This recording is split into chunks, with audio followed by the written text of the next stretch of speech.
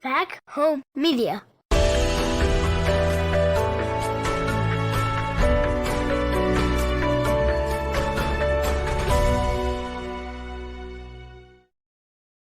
Hello, everybody, and welcome to episode 62 of the Kansas Missing and Unsolved podcast. I'm your host, Ricky Tabruggi, and joining me again tonight, Derek, down there in Arizona. How's it going down there in the zona?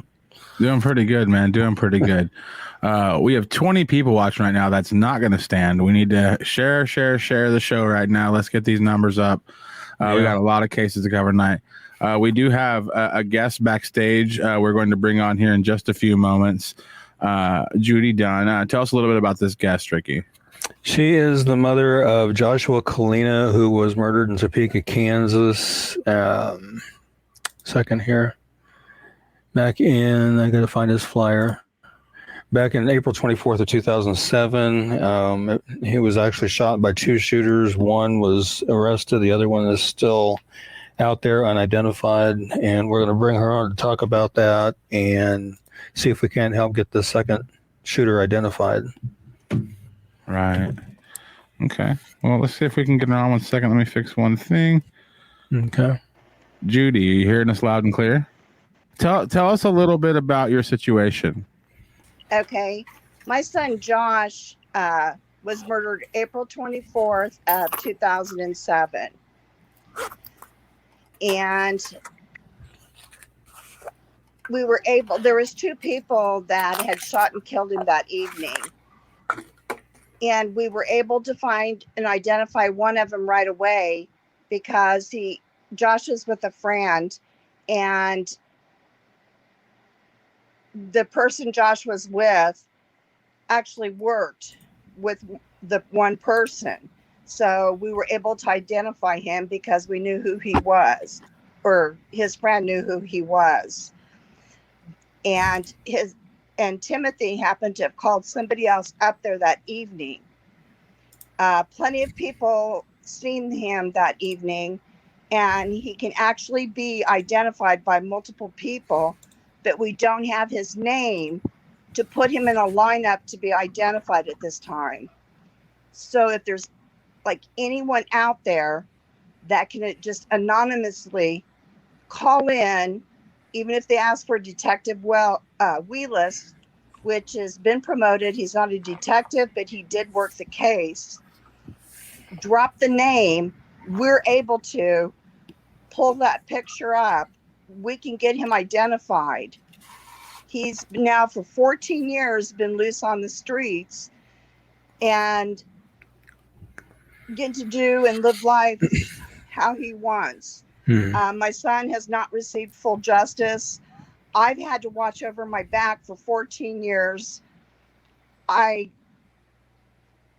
was horrible because for many, many years, I was scared to even go out to the grocery store or anywhere because I had a description of the man.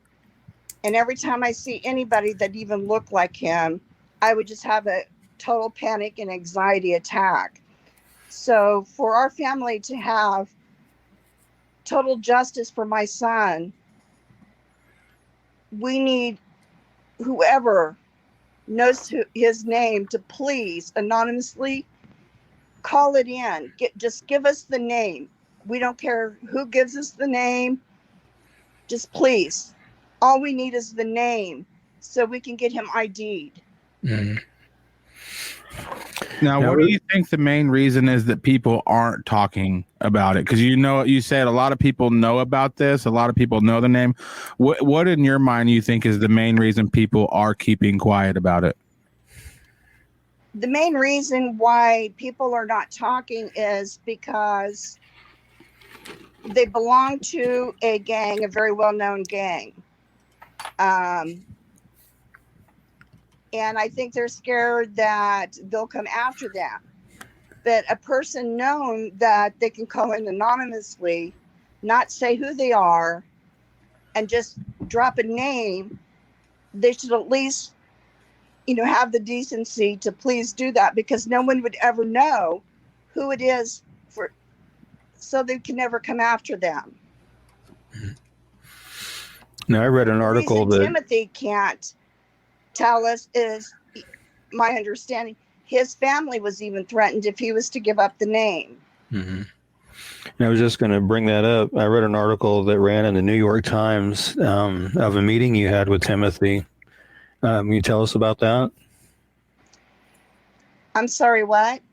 I read that New York Times article that came out about your meeting with Timothy. Can you tell us about that? Yes, I was in the middle of doing the offender dialogue. Timothy agreed to meet with me. I wanted him to know who my son was. I felt like if he knew who my son was, he would have never done it that evening. Right. I wanted him to know who my son was. I wanted him to see what his behavior did, not only to my family, but to his own family, because it's like a cancer, it spreads. It hurts a lot of people. Yes, he killed my son that night, but he didn't hurt my son. My son's in heaven. Right. He hurt everybody here on earth. Mm-hmm. So I wanted him to see, I had him watch the funeral. I wanted him to see what I had to sit and plan and what he had done to our lives. And I had total memory blockage from what I experienced and what I went through that I still live with. And most of all, I wanted him to know that I forgive him for it. I feel like kids are not bad kids. They make bad choices and make horrible choices, but kids aren't bad. Mm-hmm. I felt that he needed to understand what he's done and that I forgive him. But I need him to change that behavior that he has been doing in his life to become a better person so he doesn't do it again. Right.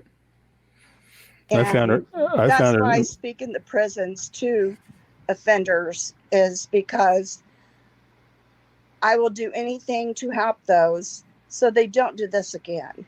Right. I found it. You had him watch the funeral, and then you brought Joshua's shirt that he was wearing the night he was shot, and I believe it was like the bells off his baby shoes and other things from his life and things like that, and laid it out for him to see all that. And I thought that was pretty incredible. What was his reaction to you showing him all these things?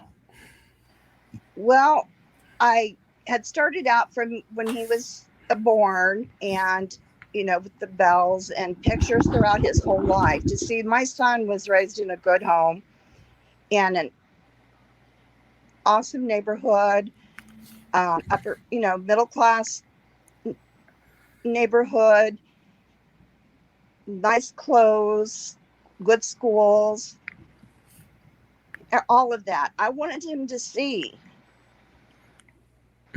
how my son was raised, and he was a good kid. I wanted him to see how my son had a big heart and things that he did for people.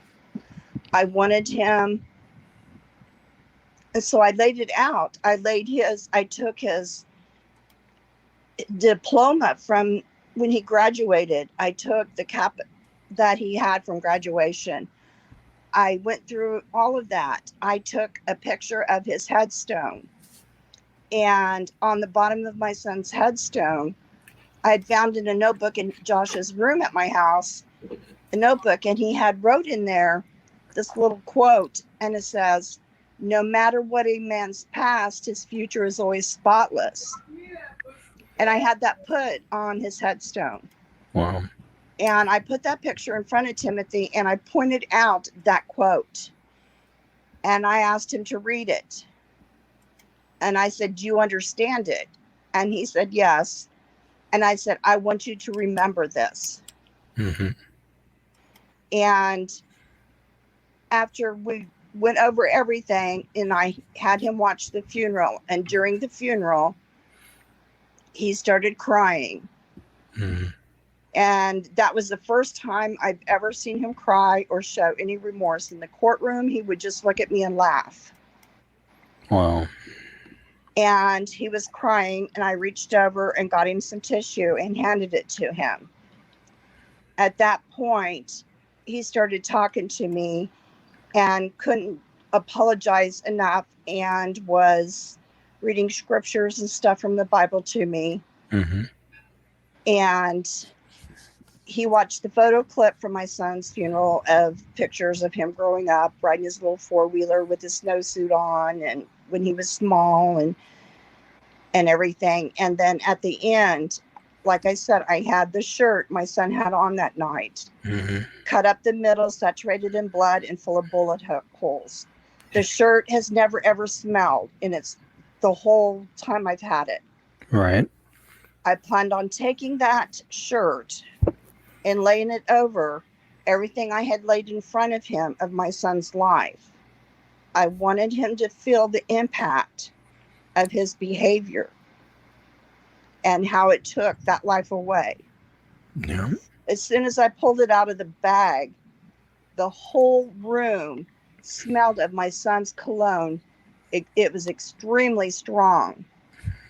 And I looked up at Timothy and I said, "Do you smell that?" And he said, "Yes." I said, "Do you recognize that smell?" And he says, "Yes." I said, "What is it?" He goes, "That's the cologne Josh had on that night." Because my son was always well groomed and smelled nice. That's amazing. That is incredible. I've heard other people, say things like that, to where all of a sudden a deceased loved one, a familiar smell from them will just all of a sudden just out of nowhere come up. But I think you're right. I read in that article when the cologne filled the room, you made the comment that Josh is here. Yes, I did. Mm-hmm. And I believe that. I believe he Josh was there. has made appearances several times and stuff with his smell and doing different things with lights. Oh, wow. Like probably, I think it might have been 2 months after he was murdered. I had one of those dimmer lights in my living room, and I always left it on. So when he came in at night, then he could shut it off, but he could see to come in. And then I knew if I looked out, if the light was off, then he was home. And even after he was killed, I always left. I couldn't stop doing it. Right. I was in shock. I just was in disbelief. I kept thinking he will come home. And about 2 months later, I woke up one morning and the light was off.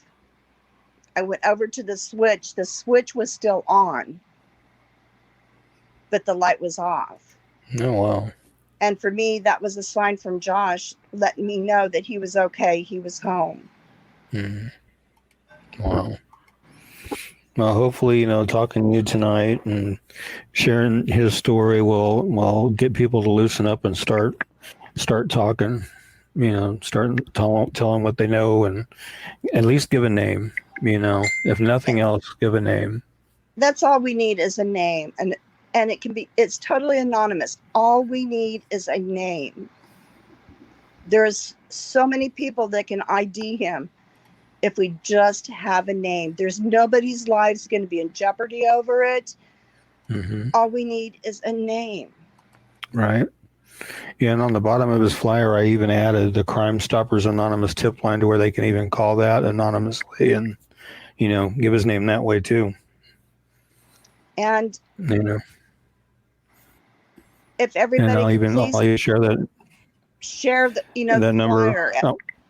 Mm-hmm. One of the things that was also brought up is at one time that somebody that the police department was trying to track down that they thought could be, and kept going to this one person's house.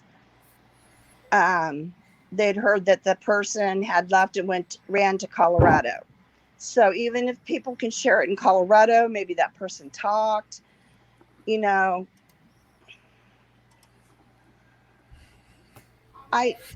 Josh needs justice, and Yeah. our family needs peace. I agree. It's been I agree. 14 long years. Yes, it has. And we've got a comment from a lady named Roxanne Fisher Jackson. It says she's so sorry for your loss. What a great thing you did with that visit to Timothy. You're an awesome mom in person. Hugs to you and your family. Thank you. Yeah, you are an amazing woman. I mean, that took a lot to go visit him, and I'm glad that he sees the depth of what he's done and how it's affected, you and your family and everything. Not too many people get the chance to do that. No, and I've even told Timothy, if there's anything that I can do that will help him and to be a better person, I'm here for him. Mm-hmm.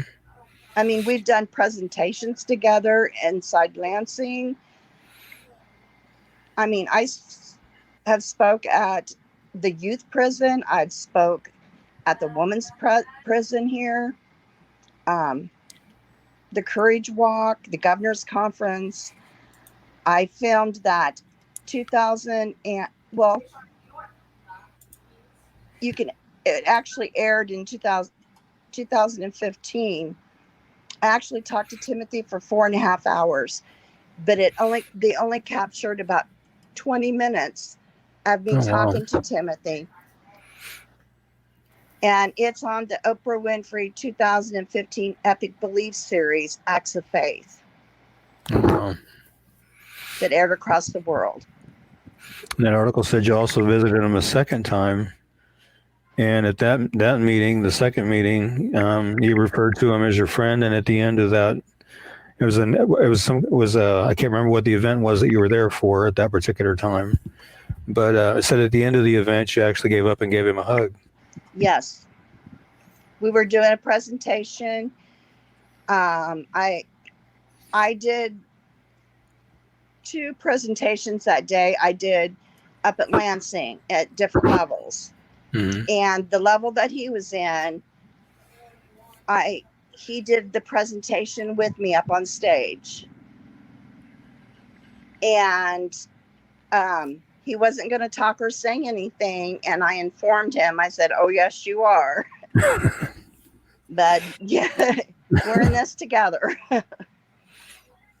And yeah. And then there was another show that the guys had put on up there at the prison, and they invited me to.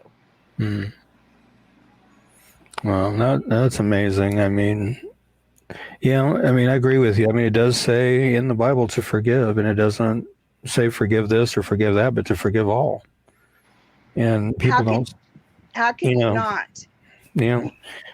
I mean, you're not necessarily doing it for that person's benefit, but you're doing it, for your benefit. So you're not hanging on to that bitterness and that anger, and you're getting that release out of it. But I mean, but you're also, to befriend him like that and everything. I mean, it sounds like you guys have a pretty good friendship, and that's amazing considering. Yeah, I've never had hate. I'm not that kind of person. I'm a Christian. Me too.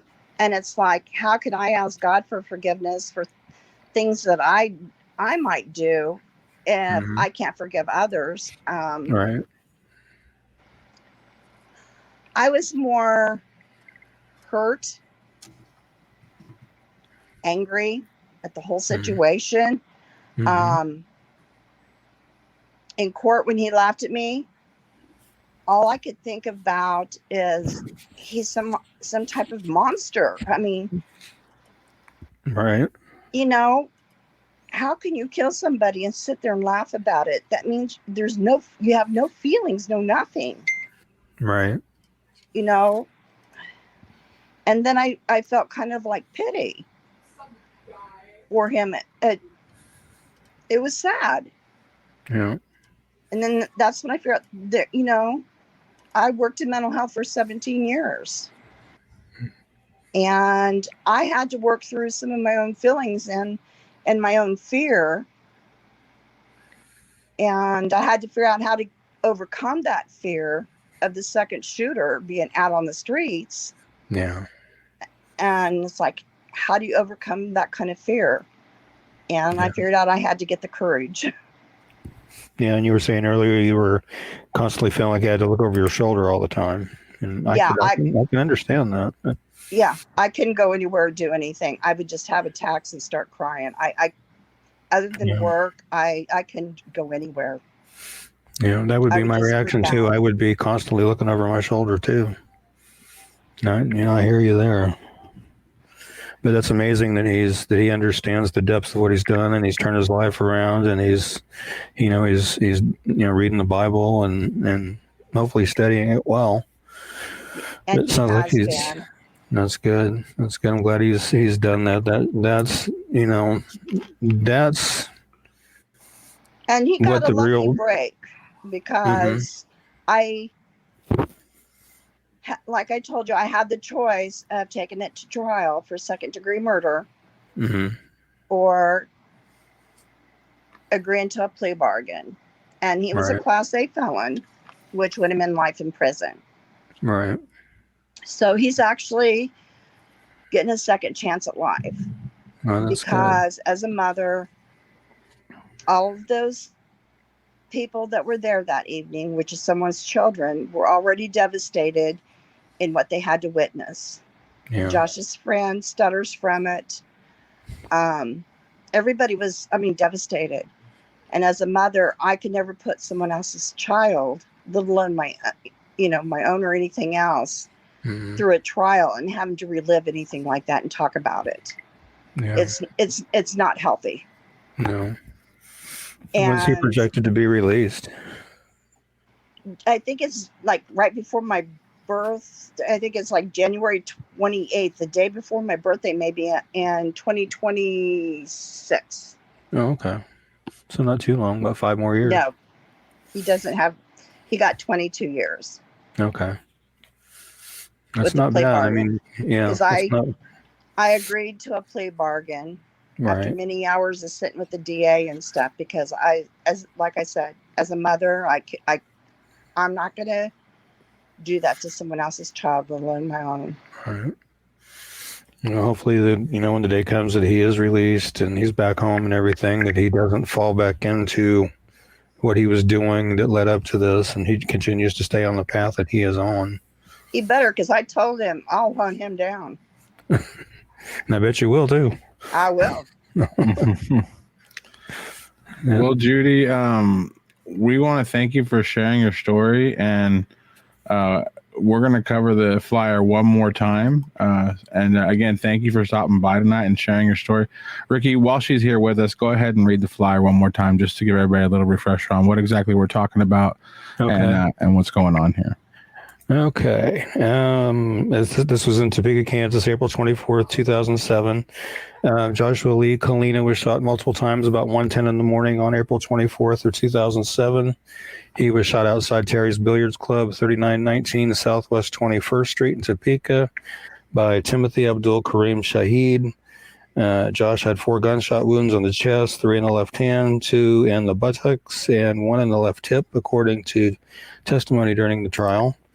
Witnesses say there was a second shooter, described only as a large black man, that fired at Joshua with Timothy Shahid just over 14 years later. As we were talking about, the second shooter still unidentified. And Judy says she's not going to rest or give up until she sees the second shooter is identified and behind bars for his involvement in Joshua's death. Since Timothy's conviction, Josh's mom, Judy, she's visited Timothy in prison twice and has forgiven and befriended him. Her purpose in going there was to share Josh with him, because she felt if he had known Joshua, he'd never would have shot him that night. And she had him watch Joshua's funeral, as she alluded to. She brought pictures, caps, and diploma from high school, the bells off his baby shoes, some pictures of his tattoos. One of his tattoos was praying hands on his left forearm with his grandpa's rosary beads and handcuffs around the wrists and sun rays. She also brought his shirt, which she was talking about was cut down the middle, still had blood stains on it.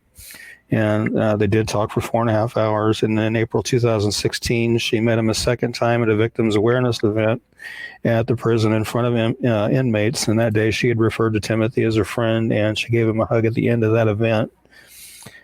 And if anybody has any information regarding the identity of the second shooter, please call the Topeka, Kansas Police Department at 785-368-9125 or 785-368-9551. Or you can call the Shawnee County Crime Stoppers at 785-234-0007. Or you can go to the Shawnee County CrimeStoppers.com website and submit a tip there anonymously. And they have a free mobile app at p3tips.com as well, where you can submit a tip anonymously there as well. So if anybody, it's time to, if anybody knows who he is, please turn that name in. For sure. Judy, thank you so much for stopping by tonight. We do have a tremendous amount of cases to get to, but you're welcome anytime to come back and tell us more. And everybody out there, if you're watching, please, if you know anything, anonymously report this. Mm-hmm. Yes. And thank you, Ricky, and thank you, Derek. You're welcome. Thank you for being with us. And believe me, I'm going to continue to pray on it, and he needs to be found. Yeah. Agreed. Yeah, and hopefully this will get us one step closer. And I want to thank everybody for sharing, and blessings to everyone out there. Thank you. Thank you, Judy. No problem. Thank you.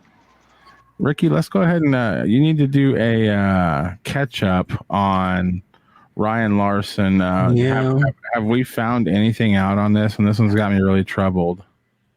Let's see. 3 days ago, 1 month missing. Police continue searching for Ryan Larson. Let's see. Well, here's one here. Ryan Larson search. La Vista police locate possible witness, and that was 6 hours ago. Ooh. Let's see here. La Vista police on Thursday tweeted a photo of a person they're looking for who they say may be a potential witness. La Vista police emphasized the person is not a suspect in the case and has asked that person, anyone with information about the person, to contact them at 402-593-6407. 45 minutes later, they said that person had made contact with them. So hopefully maybe they can get some information from that person as to what they may have seen. But a month later, they still have not found Ryan yet. Wow. Yes, hopefully they do, though. I'm going to go ahead and go over his flyer again here real quick, just so we remind everybody. Right. And he's missing from La Vista, Nebraska since May 17th, so exactly 1 month today. He was 11 when he went missing. He had a 12th birthday since then. He's 5'8", weighs 125, has brown hair and hazel eyes. He left La Vista Elementary School at 78th and Terry Drive in La Vista Monday that day, about noon. They've since had a business surveillance system pick up Ryan walking in the area near his home after he left the school that day. He is autistic and considered high functioning, and prior to his disappearance, Ryan had done searches regarding hiding from the police, hiding underground, and how to avoid being spotted. He was last known to be wearing a black jacket, pictured there on the far right-hand side, a couple of pictures there. And he's also wearing blue jeans, an Old Navy shirt, and he had a polka-dotted umbrella. He possibly had a backpack, but it's unknown if he had any kind of survival supplies in it or just normal school supplies. If you see Ryan, police are asking not to approach him, but instead follow him at a safe distance and call 911 immediately, or call the La Vista, Nebraska Police Department at 402-331-1582. I do know they had searched a lot of waterways, as autistic individuals are naturally attracted to water. So they have been checking creeks and lakes and that kind of thing. And wow, so far have not found anything. But now it looks like they've got a potential witness at least. Hopefully. we'll see what happens. And hey, here's Irene. It's been a while. Yeah, we haven't seen you in a while, Irene. But we've been covering Alex. We haven't let him be forgotten. And we will go ahead and cover him again tonight. Missing from Ulysses, Kansas since December 1st of 2020. He's 35 years old. He's 5'11", weighs 235. He has black hair that he shaves nearly bald and brown eyes. He contacted a family member via phone on December 1st and advised he was coming to their house to do some laundry. He never arrived at that family member's home in Ulysses. He's not been heard from or seen by family or friends since then. He had been staying with family and friends prior to his disappearance, and at the time it was believed that he may still be in Ulysses or he may be in the Garden City, Kansas, or surrounding areas. Again, he's 35. He's 5'11", weighs 235, has black hair that he shaves off and brown eyes. He has a tattoo of a bumblebee on his face underneath his left eye. He also has Perez tattooed on one of his arms, and he also has a tattoo along his collarbone there. If you have any information regarding Alexander's disappearance or you know his whereabouts, please call the Grant County, Kansas Sheriff's Office at 620-356-3500 or Ulysses, Kansas Police Department at 620-356-4600 or the KBI at 785-296-4017. And keep him out there and circulating so we can hopefully help bring him home here really soon. Ricky, go ahead and read this comment for our podcast listeners, which there's a crap load of. We get so many downloads on our podcast and we never talk about it. We're on every podcast platform, same name, Kansas Missing and Unsolved Podcast. Go ahead and read this comment for our podcast listeners. Now this one right here. Yeah, I mean, just the part about just yeah. Right. Oh, okay. Yeah, it's from Irene Perez, Alex Perez's mom, and she said, from what the KBI says, we should get some closure soon, and for us to expect no good news, and that's not good, because we were hoping for the best outcome possible. Right. But I mean, considering the things that we've seen sent to the family on social media, it's at least for me, I got really worried when I saw like some of that Snapchat stuff, like that he probably might not be coming home. Yeah. But if they're going to give some closure, I mean, that's a very broad statement. The KBI is like, oh, we're going to give you some closure. Does that mean you're going to, enclose somebody behind bars? Or does that just mean like, well, we think we know what happened, but we're not going to do, it's like, right. what it's a broad statement, It is, but I mean, at least they're being honest with it. They're saying, don't expect good news. I don't know though, but it's been since December, I mean, Irene wants to hear something. She needs to hear, right now we don't know anything. It's just he was here and then he was gone. Right. Yeah. Well, hopefully I'll be interested to see what they say. You're saying it is a broad statement, so we'll have to see how they narrow it down when the time comes, I guess. Right.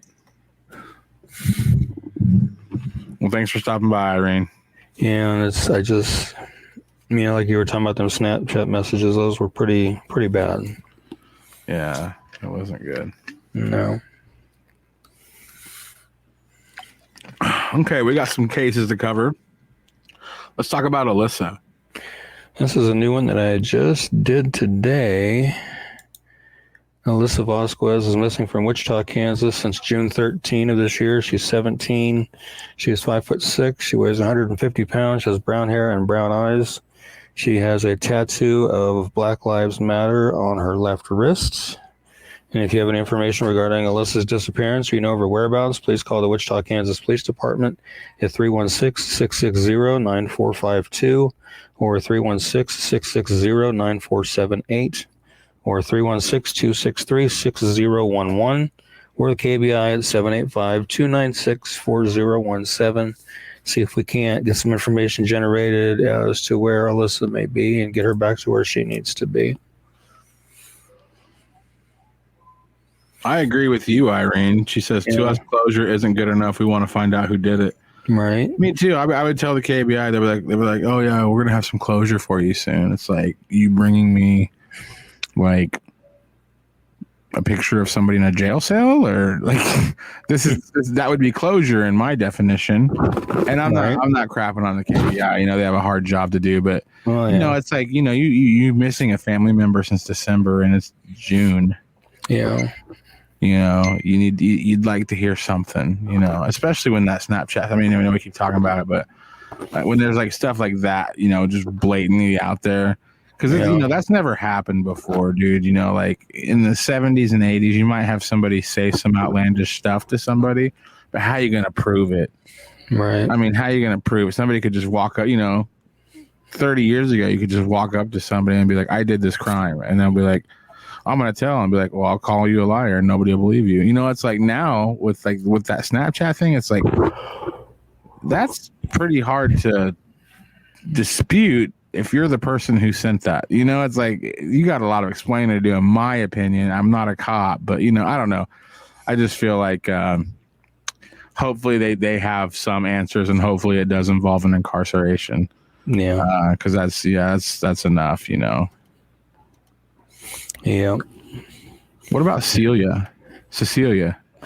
All right, it's another one that I did today.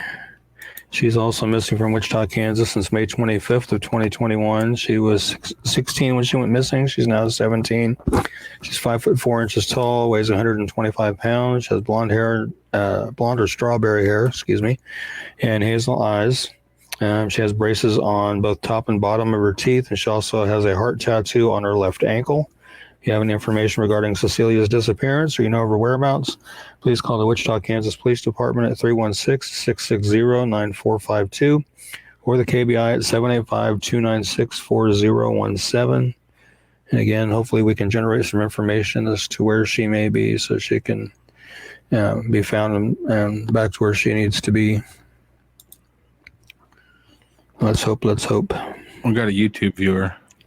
Shady, is it you? I don't know. I haven't seen Shady Booty in a while. Shady Booty has been out of the building. So this one you have posted 3, because I go to the page to pull our flyers. By the way, folks, if you're watching and you're like, where can I see these full flyers? The Facebook page. That's where I pull all the flyers for the show. But you have 3 separate flyers for Darren Walker. What's going on, man? Well, this one, I've been communicating with his sister, and she actually sent me the photo on the left, the photo on the right. The one on the center is the one I've been using, but I added those 2 there. That was the last. He looks very angry in the middle, and the other 2, he looks like just a regular. I'm glad you got those, man, because the one in the middle, it just looks like somebody who's like really upset. The other ones just look like a guy just taking a picture. Yeah. Actually, the one on the right, before I cropped it down, that looks like it may have came from like an ATM camera or something. Maybe, I don't know. Oh, but really? It's kind of what it looks like to me, but I don't know. Is that like recent? I'm not sure. You didn't get like a time frame on what was that? Yeah, I don't know. He looks oldest, in my opinion, on the far left. Right. Yeah, he's been missing from Wichita since May 20th of this year. He's 53. He's 5'11", weighs 175. He has blonde, gray hair and blue eyes. And I do have some more information that I recently added to here, as well as also he was last seen in the area of Central and Waco and Wichita. In the area, in the past, he frequented the area of Pawnee and Meridian, also in Wichita, and this is the new information here. He was recently released from the hospital for cancer treatment, which has led to the use of a colostomy bag. He needs continual assistance and medical supplies to treat his recent surgery and is missing under circumstances not conforming to his normal routine or habits, and his family is very worried about him. So if anybody has the information regarding Darren's disappearance or you know of his whereabouts, please call 911 immediately or call the Wichita, Kansas Police Department at 316-263-6011 or call Detective Donnie Moore at 316-268-4114. The family is also offering a $1,000 reward for information leading to Darren's safe return as well. So hopefully he can be found. I've seen some comments under his flyer talking about possible sightings at a location called Lord's Diner down in Wichita, which I believe is a location where homeless people frequent. So hopefully, maybe what that'll pan out, I don't know. But oh, look at Irene's comment here.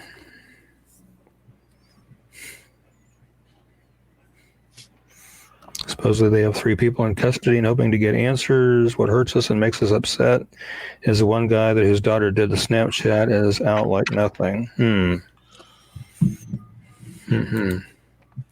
Wow. Interesting. That is interesting, man. Yeah. I'm glad they got some people in custody, man. That, good for is it GCPD that has them, you think? I don't know. Irene, where they in custody at? That is good news. I mean, it's not good news that they're telling her it's bad news, but it's good news that they have people. Yeah. It's not just like, well, we think they're not going to tell her, well, we think this. They're going to be like, well, we've kind of got this information.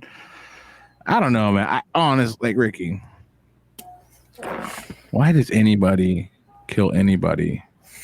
That I don't understand. That I don't understand. I've been wondering about why and when did it become normal to settle disputes with guns? I don't get that. I just don't get it. Whatever happened to the days of just sitting down and discussing your issues out? Yeah. But I mean, like, honestly, though, like, I just don't get it. People are like, I don't want to get, like, I don't want, like, to get, like, a microchip put in me. Excuse me, I just had some soda. People are like, I don't want to get a microchip put in me, but it's like, you carry one around all day. Like, seriously, I don't see why anybody that has a smart watch, a smartphone, a smart car, like, I just think, like, if you do a crime like that and you talk about it on your device, like, I just feel like you're going to, and in verse, if you asked me a week ago what I think about this case, I'd have been like, well, I guess it's just, typical. Something really bad happens to somebody and nothing ever happens. But now it's like more like, oh no, it sounds like the police pretty much know what happened. They're just trying to prove it. So, like, again, like, that brings up my next train of thought is, like, I just don't see why people think they're going to get away with something like that and then talk about it on, like, a smartphone. I don't know. It's like, I don't get it, Ricky. It's like we are being watched. Everybody's being watched. It's like, I just don't. And it's like, but honestly, the difference between they can know who did it, but without, like, crucial, gun in hand evidence, it's really hard to prosecute. It's really hard to make sure that I don't know. Yeah. It's just I'm excited that they have 3 people in custody. That's really a good thing. And I'm bummed out that they're saying that he's probably no longer with us. But yeah, the 3 people in custody, that's a good thing. Yeah. Yeah, and to your point about the smartphone, the smartwatch, the smart car, all are equipped with GPS. I mean, dude, I carry a smartphone everywhere I go. My car doesn't even let me. If I start swerving, my car takes over for me and corrects itself. My car's too old for that. Oh, we're gonna get you a new car. I'm paying a ton of money. It's a headache having a car. But my car broke down. I had to get a car. But anyway, like, I'm pretty sure if I was gonna go commit a crime, it would take them maybe 5 seconds to find me. They would be like, well, he stopped at a Wendy's on his way to the crime. And then he stopped at an ice cream shop on his way home from the crime. They would just follow my phone, my car. I don't know. I just don't see how people do, break the law on those kinds of levels. And, but again, I don't know, man. I just hope that I hope that the people they have in custody pans out, dude. I hope it ends up being like something where they can really put somebody away. Like she's saying, that's going to be the, that's what the family wants. They want somebody to be, somebody to pay the price for what they did, So, yeah. But the fact that there's 3 people in custody leads you to believe that this could be a really big setup. Like he could have just been set up, man. Mm-hmm. There's no telling, man. But anyway, Irene, I'm glad that there's some people being asked some serious questions right now, and I'm glad they know which people to ask those questions to. So, again, we're just barely on the cusp of the journey of justice, but at least, you know, having those 3 suspects is pretty good start. Tell us about Daviaun. Yeah, right. Daviaun Gray. He's another Wichita one that I did today. Missing from Wichita since May 25th of 2021. He's 17 years old, 5'5", weighs 130 pounds, black hair and brown eyes. If you have any, he was last seen, of course, May 25th, about 9 o'clock that night. If you have any information regarding Daviaun's disappearance or you know his whereabouts, please call the Wichita, Kansas Police Department at 316-660-9452 or the KBI at 785-296-4017 and see if we can't generate some information and get Daviaun back to where he needs to be. Yeah. Yep. Mondi says everything you do or say on a smart device goes into the cloud. You can't hide. Yep, you can't hide. That's right. true. I mean, maybe I'm just a wuss, but I don't see how anybody breaks the law with now that you know our appliances are keeping tabs on us. Yeah. I mean, definitely. I mean, I'm sure I can download an app that would tell me how many times I open Facebook a day, but I don't want to know that number, Ricky. I don't want to know that number. Me either. I'd be scared. No, I don't need to know that number, man. I'm trying to have a good day. Yeah. But I'm sure it's a ton. I mean, but I don't know, man. Like, Facebook's one of those things, man. I think it's great, man. I meet a lot of people and I can stay in contact with people. But so let's talk about David Zachary King. Koenig.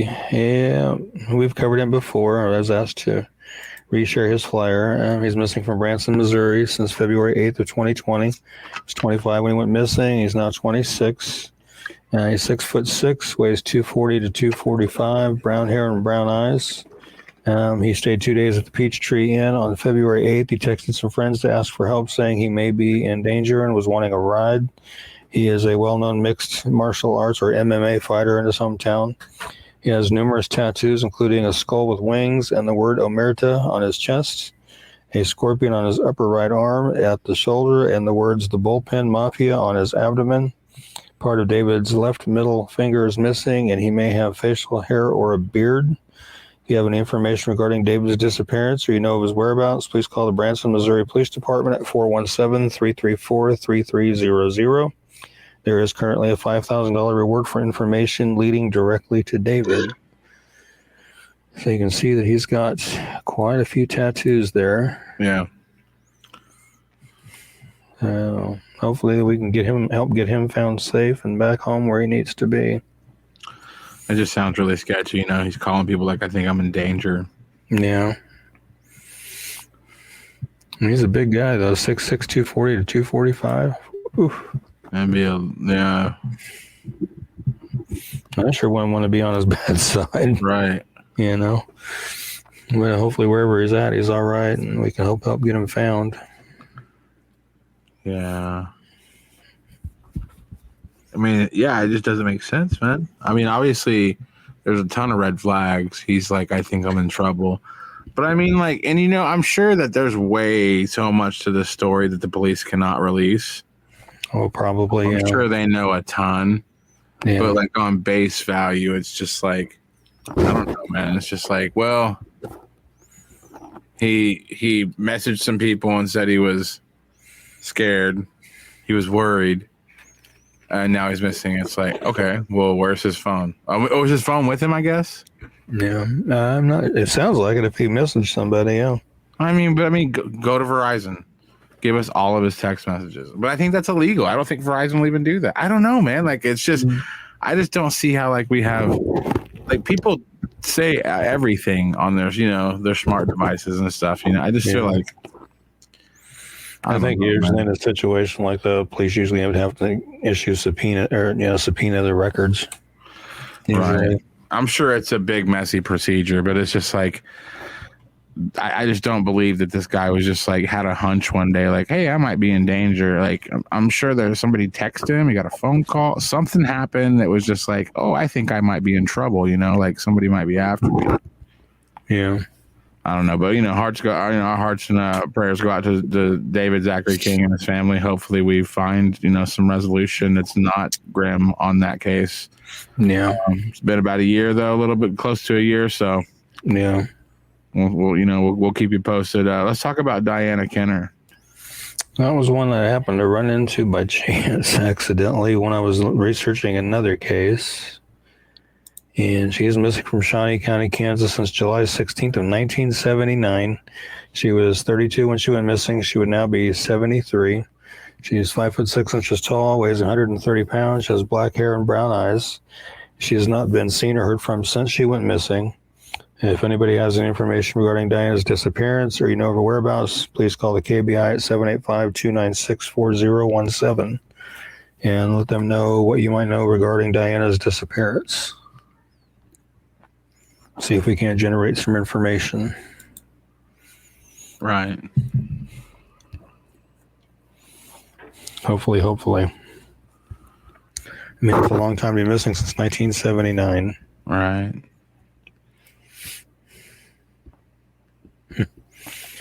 Robin Hyman Rios says, hey, from Lubbock, Texas. So happy to see the kids that have been located. Appreciate all your updates and posts. Well, you're very welcome. I try to do my best. And we do have a located safe reel coming up. Yeah.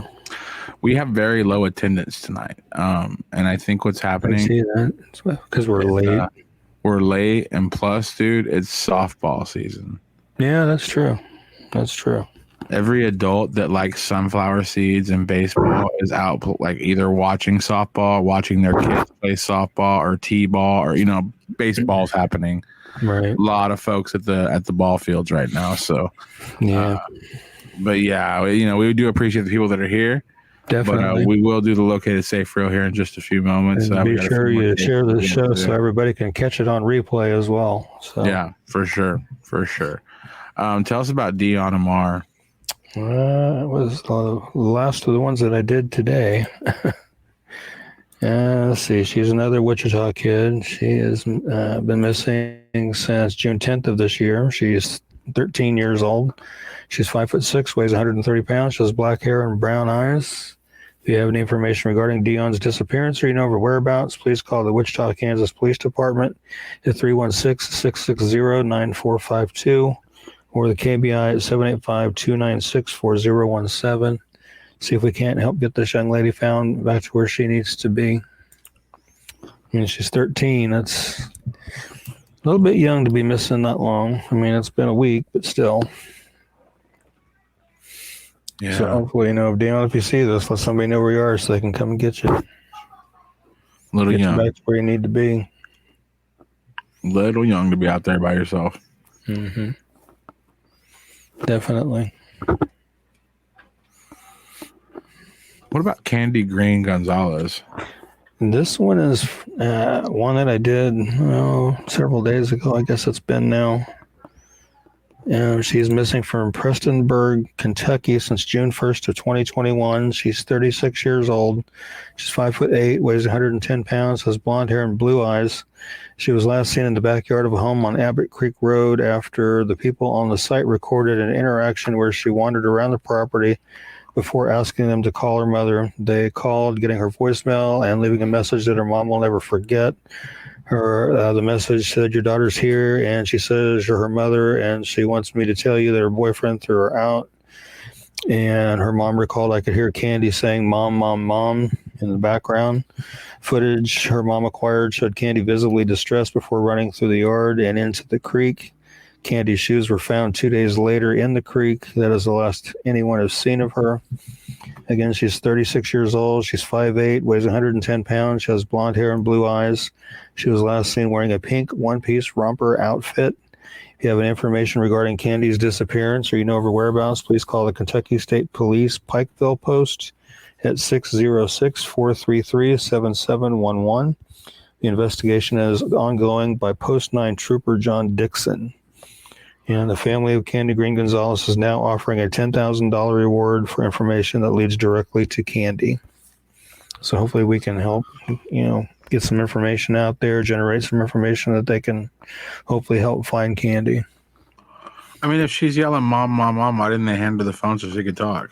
Oh, maybe they didn't want to hand a stranger their phone. That could be. Did you say that she seemed distressed when did they describe her as like somebody that was like showed up at their house and kind of freaked them out, or they were like, "Oh, we got to help her"? That I'm not too clear on. It just, I mean, she was on Kind of his sounds back. like they freaked her out. She freaked them out, and they were like, Yeah.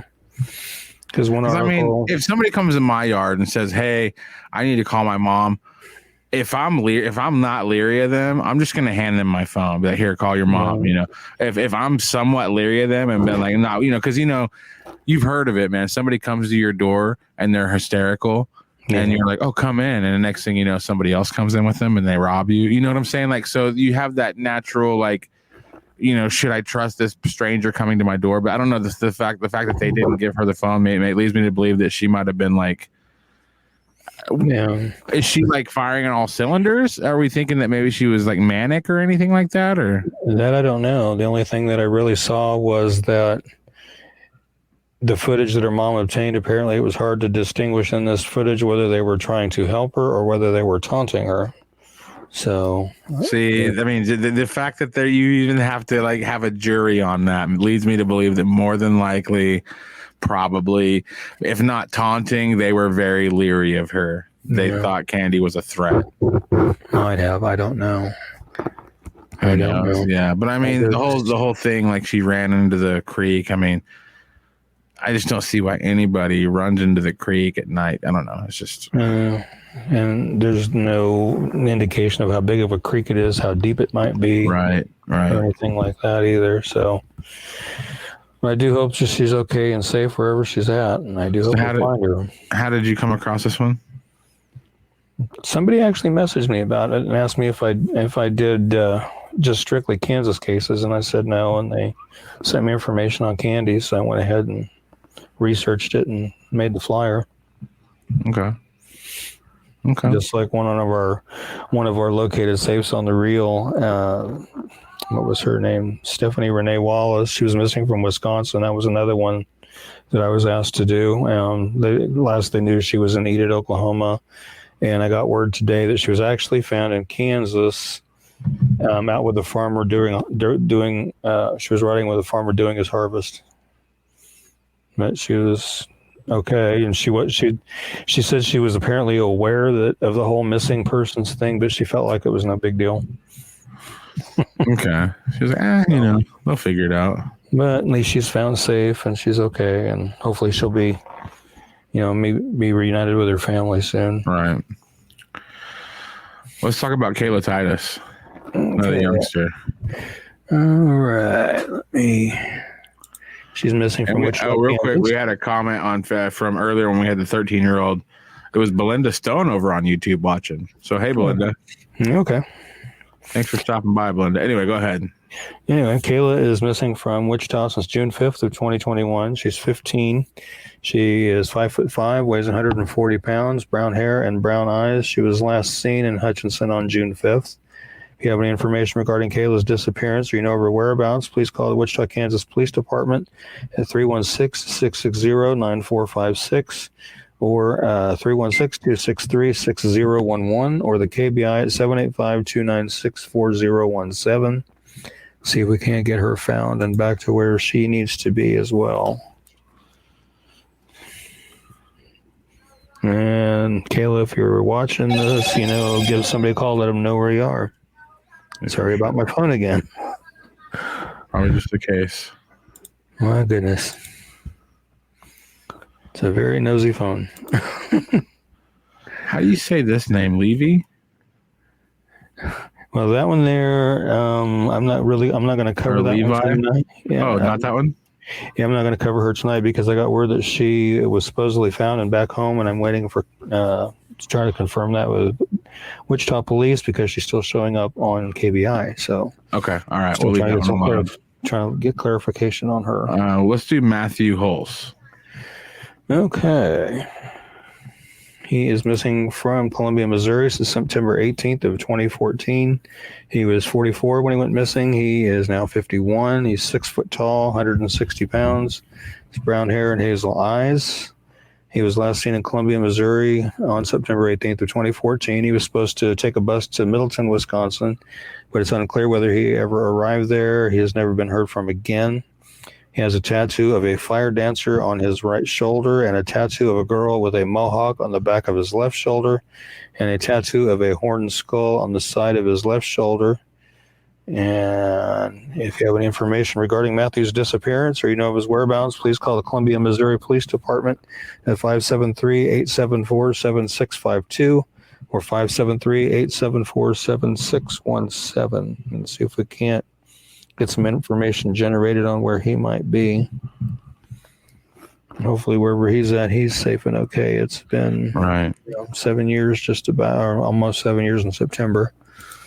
So it's time to bring him home.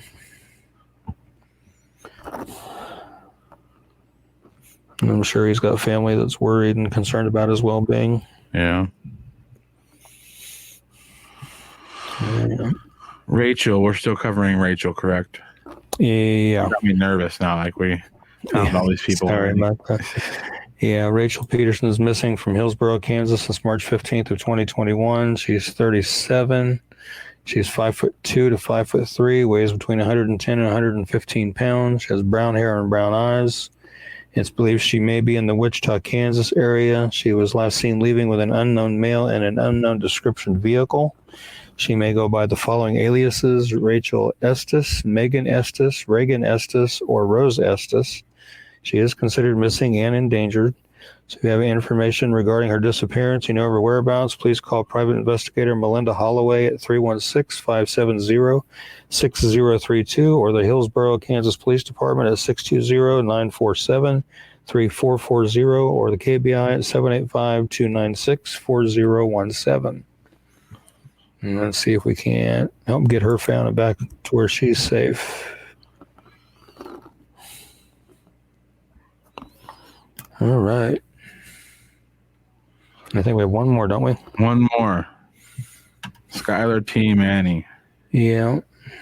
And I recently updated that with a new photo in the middle there. She is missing from Park City, Kansas since May 26th of 2021. She's 15 years old. She's 5'6" to 5'7". She weighs between 120 and 155 pounds. She has black hair and brown eyes. She usually wears her hair in a bun on the top of her head. She has scars on both arms and her chin from dog bites. If you have any information regarding Skylar's disappearance or you know her whereabouts, please call the Park City, Kansas Police Department at 316-744-2011 or the KBI at 785-296-4017 to see if we can't get her found and back to where she needs to be. And she is a repeat runner. I will give you that. I do know that because I had a flyer made for her previously and it was anywhere she'd been located and ran again until I saw another missing alert for her with that center picture there on it. So let's get her found and back to where she needs to be. All right. Well, folks, you know what time it is. It's time to see our located safe reel. We want to thank everybody for watching tonight. We'll be right back after this message. You're watching Kansas Missing and Unsolved podcast.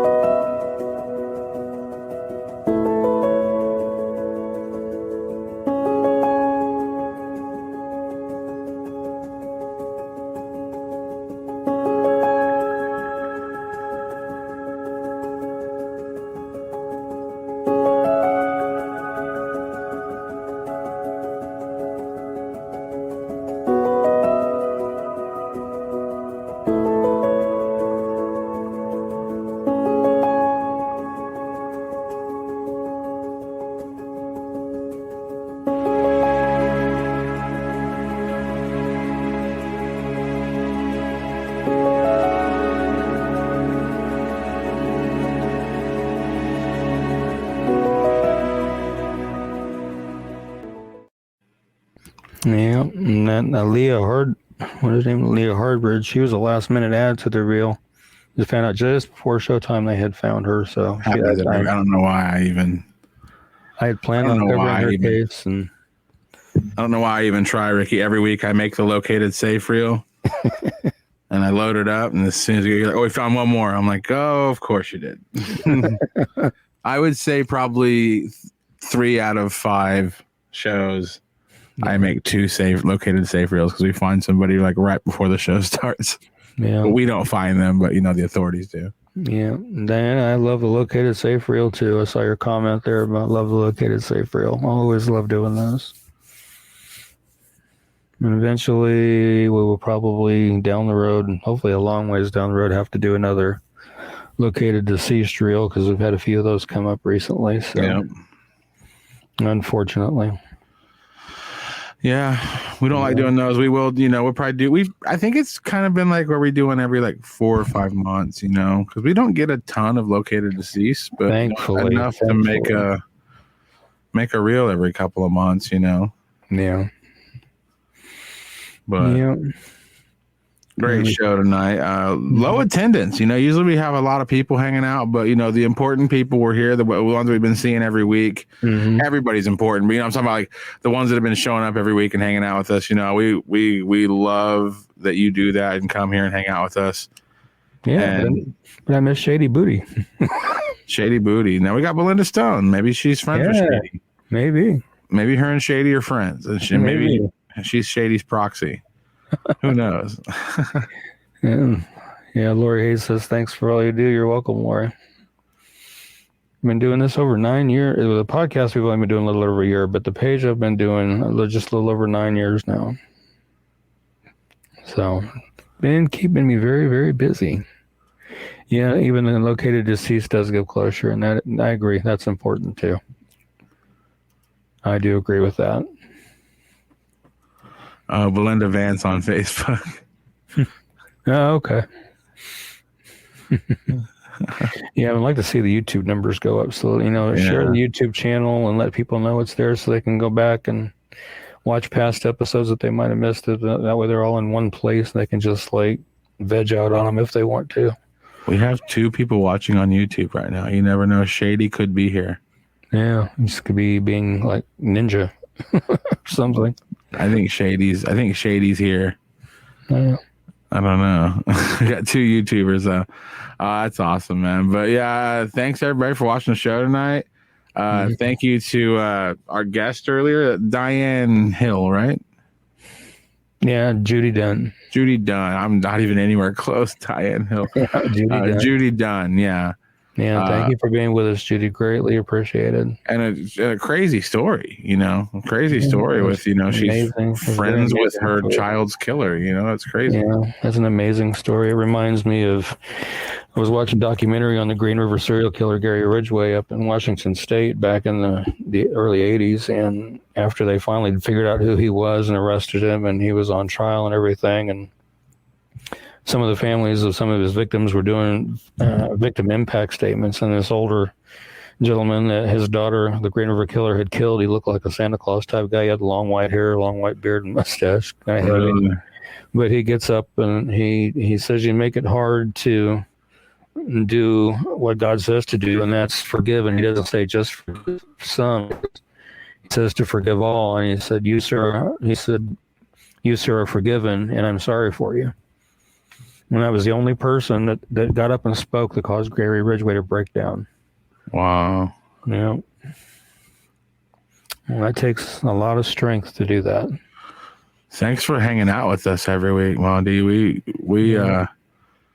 We would feel silly if we just did this show and nobody watched it. Yeah. We'd just be talking to ourselves. Yeah. Really, me and Ricky's portion of this show is, and on the scale of importance, you all are way more. The more of you, the better. The more we can get done. Right. We can have more people being like, I know that person. I like that one show like 3 weeks ago. Like a girl's like, I know that guy. He's not missing. She called him. He called the police. They came and picked him up. I mean, the show works, and the show, even if it doesn't work, we're raising awareness with the fact that people often do go, missing, and we have to find them. What up, Joe K? from Wichita. We've been talking about Wichita a lot tonight as far as where a lot of these people we covered tonight are missing from. A lot of them. So yeah, Joe, you might hang around for the replay at the conclusion of the show. And Melanie says, thank you for all you do. You're very welcome, Melanie. Yep, if you bring one person home, you're making a difference. Definitely.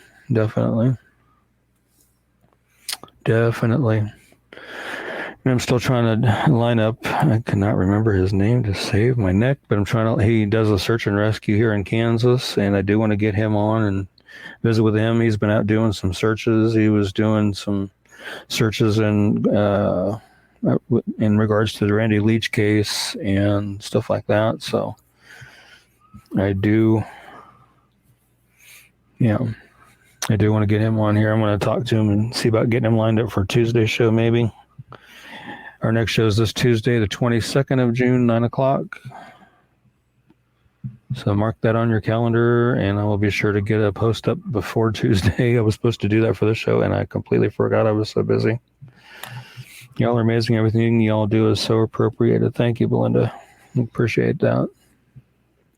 And if you see Shady over there in YouTubeville, you tell him because there's 2 people watching from YouTube. I'm freaking out. Who's this other person on YouTube? Yeah, share the YouTube, people. I want to see the YouTube numbers pick up too. All the old episodes are on YouTube as well. Thumbs up the videos. From what I've been learning from other YouTube creators by watching their shows, they say that by liking and subscribing and thumbs up the videos, and they said that it helps the algorithms on YouTube and that kind of thing. So. Hey, Shady. Yeah, Adventures with Purpose. That's a different one. This is another guy that's just recently started his search and rescue. His last name's Rubble, and I want to get him on here.